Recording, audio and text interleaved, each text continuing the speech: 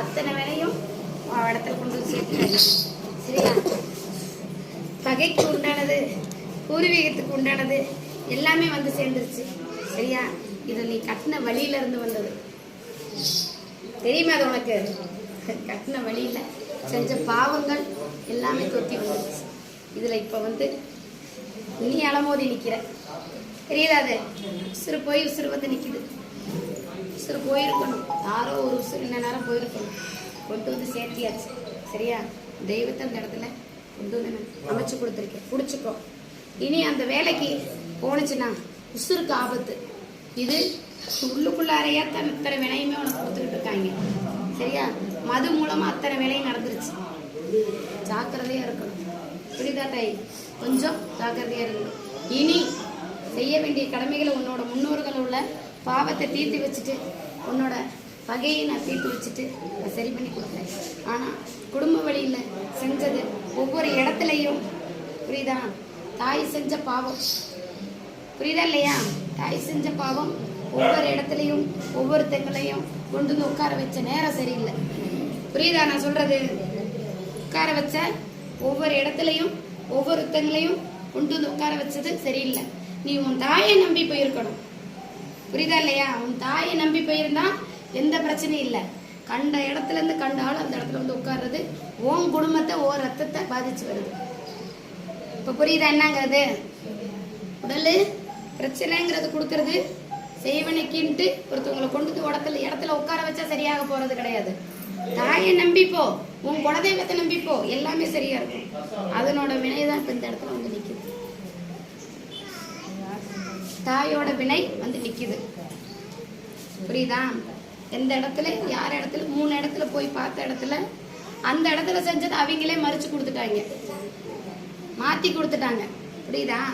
பணம் வருதுன்னுட்டு எல்லாம் நிறைய வேலையை செய்ய ஆரம்பிச்சுட்டாங்க. அவங்கள குடும்பத்துக்குள்ளார செஞ்சுக்கிட்டே இருந்தா நம்மளை தேடி வருவாங்க. கொண்டு உட்கார வச்சு ஆளு சரி. இது வந்து ரத்தத்துக்குள்ளார பாதிச்சு வருது. குலதெய்வம் அந்த இடத்துக்கிட்ட நிக்கல. அப்ப புரியுதா? இப்ப என்னங்கிறது புரியுதா? அதனால ஜாக்கிரதையா இருக்கணும். எந்த இடத்துலயும் ஒரு 48 நாளைக்கு போய் அன்ன ஆகாரம் சாப்பிட்றத கொஞ்சம் தடுத்துக்கும். குழந்தை கொஞ்சம் ஜாக்கிரதையா பார்த்துக்கும். புரியுதா? கனியை கொடுப்பா, கனியை கொடுமா, கனி கொடு,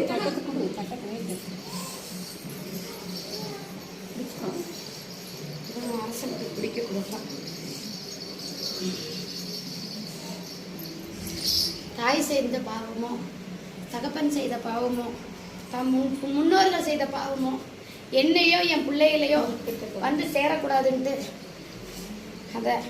அது கையினாலேயே வெட்டி நாளா வீசிட சொல்லப்பா. அதை சொல்லி, அது வாயினால சொல்லி, என் தாய் செய்த பாவமும் என் தகப்பன் செய்த பாவமும் என் முன்னோர்கள் செய்த பாவமும் என் பிள்ளைகளை வந்து ஒட்டக்கூடாது. சரியா? நான் என் தாயை நம்புறேன், உன் குலதெய்வத்தை நம்புறேன் அப்படின்னு சொல்லி வெட்ட சொல்லு. அந்த தாய் உன் வீட்டுல வந்து சப்பளிக்கா உட்காருவான். அவளை நம்பாத நடத்த எத்தனை பிரச்சனை. புரியுதா?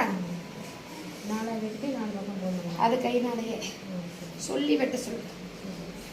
இல்லைன்னா தாய்க்கு முதற்கொண்டு ஆபத்து இருக்கு.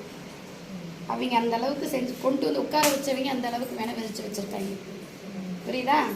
அதுக்கு முதற்கொண்டு இருக்கு.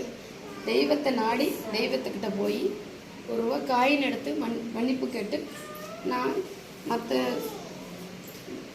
குடுமி போட்டவங்க எல்லாமே கொண்டு வந்து உட்கார வச்சவங்கள தவறுதாங்கிறத நினைச்சு கும்பிட்டு வச்சுட்டா குழந்தைங்களுக்கு எல்லாத்துக்குமே சொந்தம் சரியாகி போயிடும். சரியா? அது பெத்த குழந்தைகள் அத்தனுமே பரிதவிச்சுதான் நிக்குது, உண்டா இல்லையா? அதனால பாவங்கள் சரியாகி போயிடும். அதனோட பாவங்கள் எட்டி வந்து நிக்குது. புரியுதா இல்லையா?